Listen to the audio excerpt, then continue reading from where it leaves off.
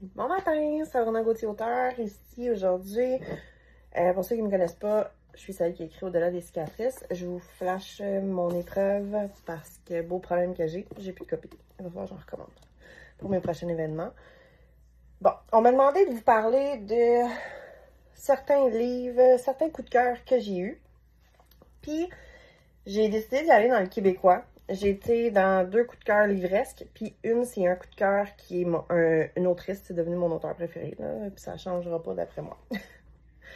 Donc, je vais commencer avec Michel David, Un bonheur si fragile. Celui-là, c'est le tome 4. Les autres sont dans des boîtes, mais je l'ai sorti pour la vidéo. Michel David, ce qui est cool avec lui, puis ce qui est cool avec ces livres-là, c'est qu'on voit l'amour d'une autre époque. Mais si je me trompe pas, c'est en 1921. Quand que, dans les années 1900, là, quand que l'ancienne, tu sais, quand les hommes venaient nous courtiser à la maison, toute la famille, quand on venait avec, quand on était enceinte, quand on venait pour partir, ils faisaient des paniers, pas des paniers, des trousseaux qu'on appelle, là, c'était toutes les matantes qui se mettaient ensemble, puis on tricotait, puis en tout cas, c'est la vieille amour d'époque, c'est un de mes livres préférés, c'est un des livres que j'ai beaucoup lu au secondaire. Je pense que j'ai toute la collection de Michel David. Pour ce qui est de ces livres-là, je trouve qu'on apprend l'amour d'une autre époque. On apprend toute l'histoire du Québec en même temps à travers ça. J'ai trouvé ça super bon. 1000 fragments de nous de Marie-Christelle Gendron. Ça, c'est le coup de cœur découverte de l'année. J'ai pleuré dans ce livre-là. C'est une histoire vraie.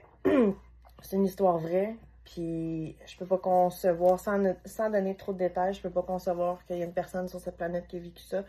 Quand j'ai fini mon livre, j'étais détruite, mais il y avait du doux à la fois.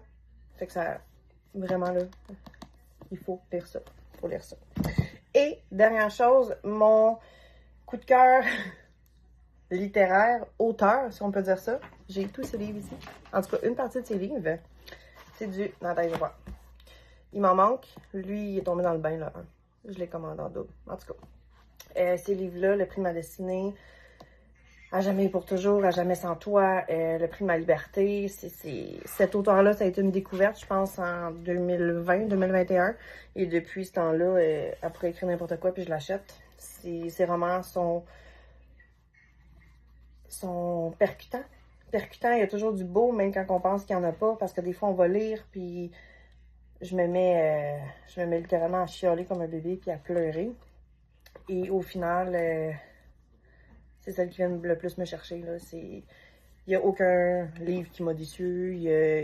Ça se ressemble pas. Voulant dire que oui, c'est tous des drames psychologiques, mais il n'y a jamais une fois où je trouvais que ça ressemblait au dernier ou des trucs comme ça. Donc, voici pour mes coups de cœur flash amour cette année.